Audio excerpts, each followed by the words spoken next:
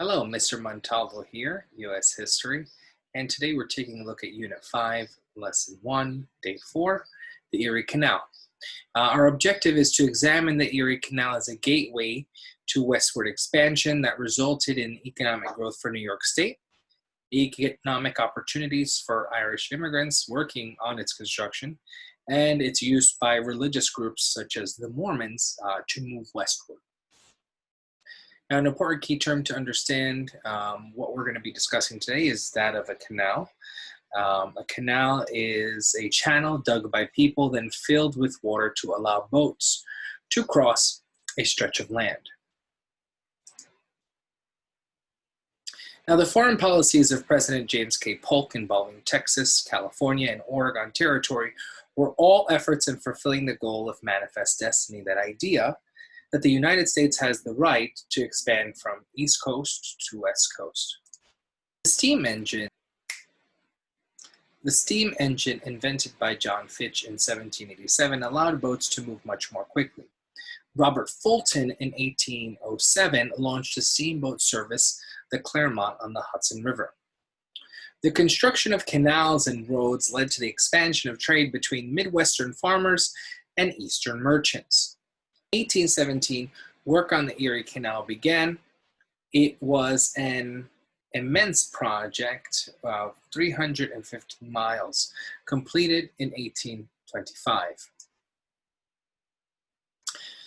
The most famous in the legends of the canal laborers were that of the Irish immigrants, who worked for about 50 cents a day, plus a jigger or a shot of whiskey.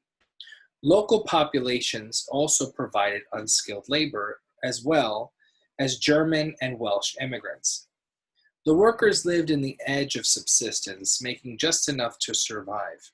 Work was backbreaking, dangerous, and at certain times fraught with the near certainty of cholera and malaria. The laborers worked closely with canal engineers, and they devised equipment to uproot trees and pull stumps, and also developed a hydraulic cement that hardened underwater. The Erie Canal in early 19th century aided the economic development of the United States by lowering the cost of shipping goods from the Midwest to the Atlantic coast. And as a result, New York City became the nation's commercial center and developed into the commercial center that it is today. The Erie Canal provided a direct water route to the Midwest.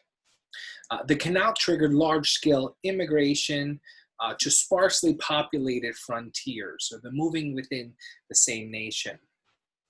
The Mormon religion, later known as the Church of Jesus Christ of Latter-day Saints, was founded by a man by the name of Joseph Smith on April 6, 1830 in New York. Smith experienced visions and would later be regarded as a prophet by the Mormons. And in 1827, he claimed that an angel showed him buried gold plates, which he then transcribed into the Book of Mormon.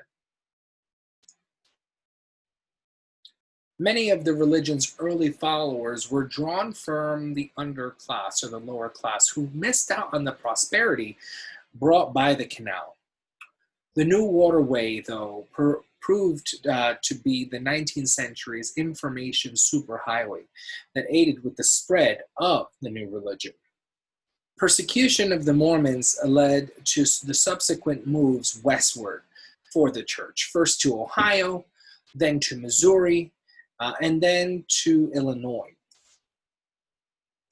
Mormon practices such as polygamy, or the concept of having more than one wife, in combination with the quickly growth of the church, contributed to growing intolerance.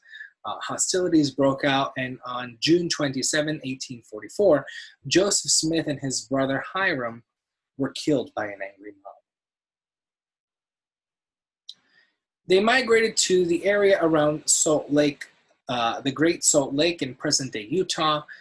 The trail that they followed would become known as the Mormon Trail.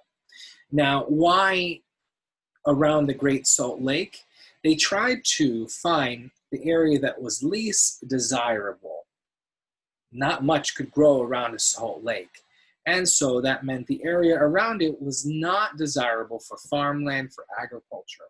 And so the hope was if they found an area that was undesirable, there would be less conflict, they would face less intolerance. Now, in order to sum up our conversation for today, and in general, this concept or idea of westward expansion following the American Revolution, there are two tasks to complete attached to this.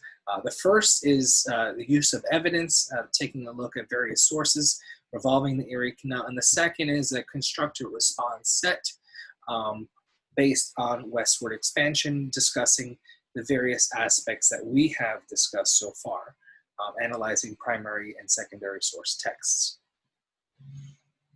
And to conclude today's discussion, explain how the Erie Canal acted as a gateway to westward expansion. I highly suggest trying to answer this exit ticket, one, after watching this video lesson, but also after completing the use of evidence task that's attached. And that's it for today. Thank you very much.